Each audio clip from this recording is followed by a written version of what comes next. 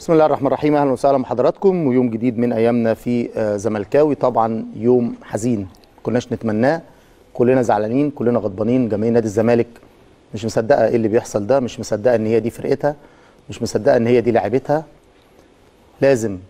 لازم وقفه، ولازم الكل يفوق، ولازم يكون في حد للي بيحصل ده، ولازم يكون في تدخل، لاني مش ده نادي الزمالك.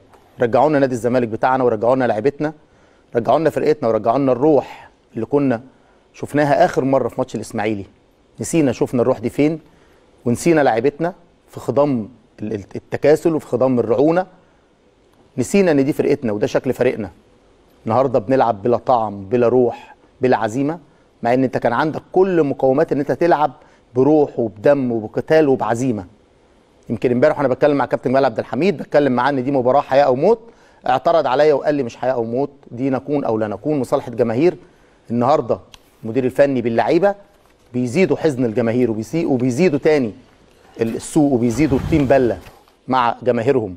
بيفرطوا في فرصه كانت ممكن ترجعهم وتدخلهم من الباب الكبير تاني لقلوب كل زملكاوي عاشق وماشي ورا الكيان ده، في الانكسارات قبل الانتصارات وفي البطولات مع الاخفاقات. كلنا بنقف وراكم، لكن ساعدونا ان احنا نقف وراكم.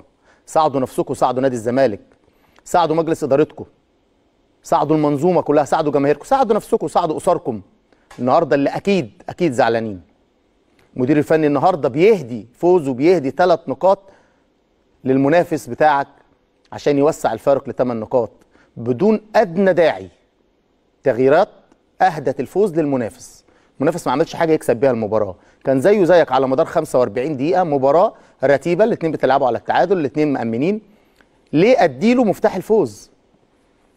ليه اديله المفتاح اللي يدخل منه لجوه ال 18 بتاعت بمنتهى السهوله في توقيت صعب التعويض؟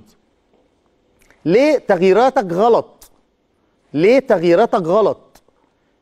تشكيلك غلط والدنيا مشيت تمام، ما عنديش مشكله، لكن اضيع الدنيا كلها بتغيير غلط بافضل لعيبه شغاله معايا في الفرقه اطلعها واستبدلها؟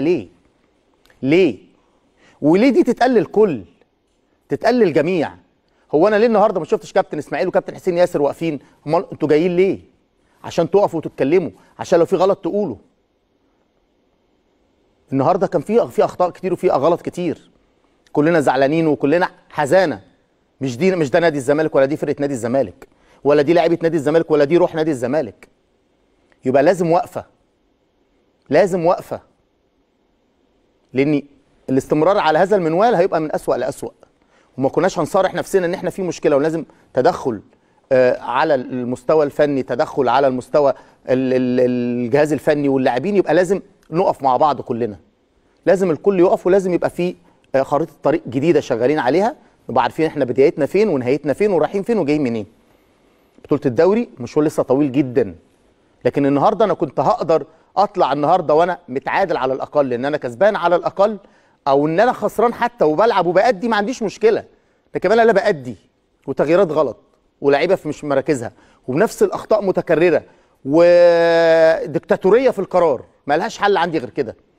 النهارده انا شفت الجهاز المعاون بتاعنا النهارده اللي مجلس الاداره عينهم عشان يبتدي التدعيم، انا شفتهم في اخر لقطه وهم زعلانين زينا، نفس شكلهم نفس شكلنا، نفس الرياكشن بتاعهم نفس الرياكشن بتاعنا. ما شفتش حاجه غير كده. شفت مستر فيريرا واقف على الخط وكل حاجه هو بيعملها. لا طب ما انا كده بقى خلاص، انا عندي تجارب قبل كده، عندي اسامه نبيه وعندي احمد عبد المقصود، كانوا بيقولوا ان الراجل ده الموسم اللي فات كله نقول له طريقه اللعب دي كذا كذا كذا مش هتنفع، كان بيقعد ويقول اوكي نرجع خطوه لورا ونلعب بالطريقه اللي تناسبنا. فريق الامل امير مرتضى منصور عمل فريق الامل، وجاب لعيبه شباب، وجاب لعيبه ولاد النادي عندهم حميه وعندهم روح التيشيرت الابيض ابو خطين حمر، واستعان بيهم ونزل لعيبته. كان بيسمع الكلام، كان بيسمع كلام الناس، لاني ما خاب من استشار، كان بيسمع الكلام.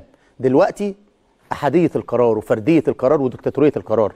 اكيد عمر المركب ما هتمشي بالطريقه دي على المستوى الفني مستر فيريرا، كل الاحترام لحضرتك، لكن في اخطاء، في اخطاء. نقف بقى وناخد المركب كده على البر كده، ونبتدي نشوف عيوبنا فين واخطائنا فين. الاعتراف بالخطا هو بدايه العلاج.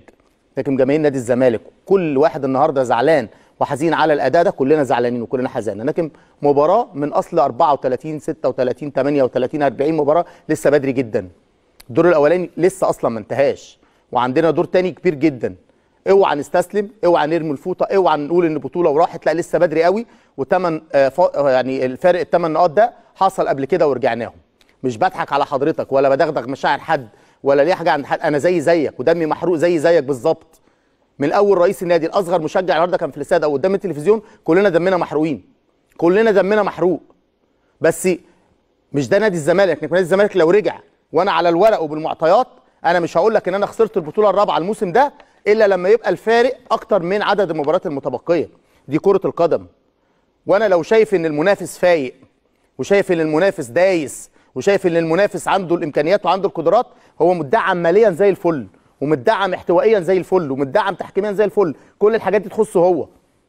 كل الحاجات دي عنده هو، دي عوامل مساعده ليه هو مش ليا انا. انا بتكلم على فرقتي انا بتكلم على الزمالك بتاعنا احنا. لا احنا عندنا اخطاء، ولو ما اتعلمناش منها وما صلحناهاش لا مش هينفع، مش هيعرف نكمل كده.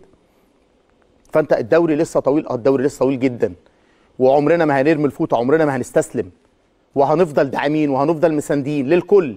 اي حد نادي الزمالك هيجيبه ويقول لي ده مدير فني ده لعيب، انا داعم ليه. وكل جماهير نادي الزمالك على اختلاف انتماءاتها هنبقى كده، كل الناس هتبقى كده، هنقف وهنعمل ايه؟ ما قدام احنا ما عندناش حل غير ده. اللعيبه النهارده اللي بتأدي برعونه دي، اللعيبه النهارده اللي ما شفناهاش في الملعب، اللعيبه النهارده اللي الراجل حاططها في دماغه ومطلعها بره، انا هدعم الكل. ما دام ارتديت تيشيرت الزمالك ده انا هدعمك. انت بقى عايز تدعم نفسك دعم، عايز تصالح جماهيرك صالح، مش عايز ما تصالحش. انت النهارده فرطت في فرصه كان ممكن كل جماهيرك تنسى لك كل اللي فات ده، لكن للاسف شكلكم انتوا اللي مش عايزين. مديركم ومدربكم هو شكله كده اللي مش عايز. ليه؟ ما اعرفش ايه الغلط، ده اللي هنعرفه وده اللي احنا هنستنى طبعا القرارات الرسميه سواء النهارده سواء بكره. كل حاجه هيتم تخص نادي الزمالك، احنا هنا في منظومه نادي الزمالك احنا داعمين لنادي الزمالك. واتمنى ان جماهير نادي الزمالك من اللحظه دي، العلم الوحيد اللي بيترفع هو علم نادي الزمالك، الشعار الوحيد اللي بنهتف ليه هو نادي الزمالك، الرايه الوحيده هي رايه نادي الزمالك. الزمالك لازم يبقى فوق الكل، فوق الكل، لان انت ما عندكش حد هيكون اعز ولا اغلى من نادي الزمالك. لو احنا اتخلينا عن نادي الزمالك، واي حد يتخلى عن نادي الزمالك في محنته ما يستحقش ان هو يكون واقف ورا نادي الزمالك او بيشجع نادي الزمالك. وجماهير نادي الزمالك معدنها الاصيل بيظهر في الاوقات الصعبه دي. في ناس تانية بتخرج عن النص، وناس تانية بتروح تضرب فرقها، وناس تانية بتروح يعملوا اللي يعملوه. انا بتكلم على فرقتي واللي يخصني دلوقتي فرقتي. اعاده ترتيب الاوراق دي مهمه مجلس الاداره، مهمه استاذ امير مرتضى منصور مشرف عام على الكره، وهو يقدر يعمل ده. الجهاز الفني بالمعاونين، بالجهاز المحلي، بالجهاز الاجنبي، نقدر نلم نفسنا. اللعيبه لازم تقعد مع نفسها ولازم تصالح نفسها، ولازم يقفوا قدام المرايه كتير قوي ويشوفوا شكلهم، ولازم يتفرجوا على ادائهم النهارده، وادائهم امام الداخليه، وادائهم امام الاتحاد، والاداء امام اسوان. لازم تتفرجوا.